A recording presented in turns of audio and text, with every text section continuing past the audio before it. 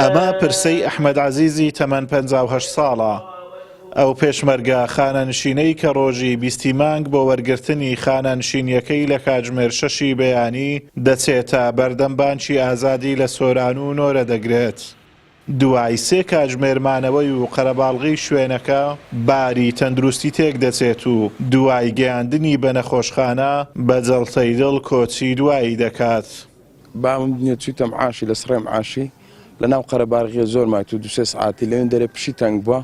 مام دەگەری دابوو تەلەفۆنی لێ من کرد گوتی وەرە بابت تێک چووە. ئەمیش چوومارم گربرمە خەستەخانەی لە خەستەخانەی تەواو بوو.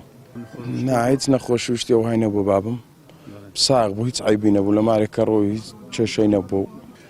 لە دوور دەرچێ بۆ ململانە لە دوور قەرەپەستە ئەو لێرە بوو.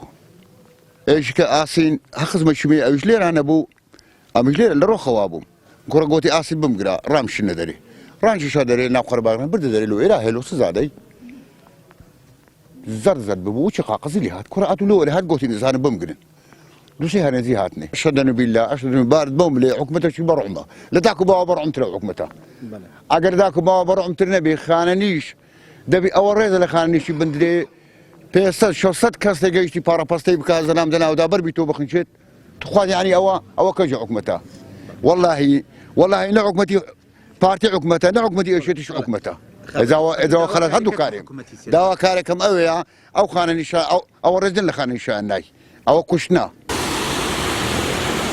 بانکی ئازادی لە سۆران 1300 خانەنشین موچەی لێوەردەگرن.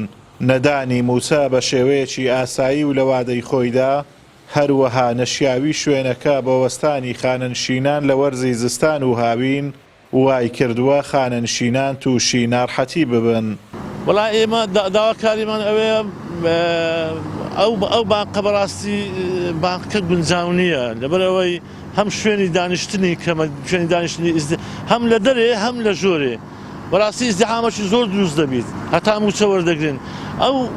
ئەو خانەنشینان ئێمەش هەمویان پەککەوتنە بەڕاستی ئیوای تێدایە ناتوانی وەستی بە پێوە. لە ماوەی 2 ڕۆژی ڕابردوو لە هەرێمی کوردستان 3 خانەنشین بەهۆی دروستبوونی خەرەباڵغی لە کاتی وەرگرتنی موچەکانیان گیانیان لەدەستداوە و ژمارەیەکی دیکەش بریندار بوون. بەڵام حکوومەتی هەرێم گوێی خۆی لەو هەموو کارەساتە خەواندووە کە هەر خۆی هۆکاری دروستبوونیەتی. ئازاد ئۆمەراوی کەناڵی ئاسمانی پەیام سۆران.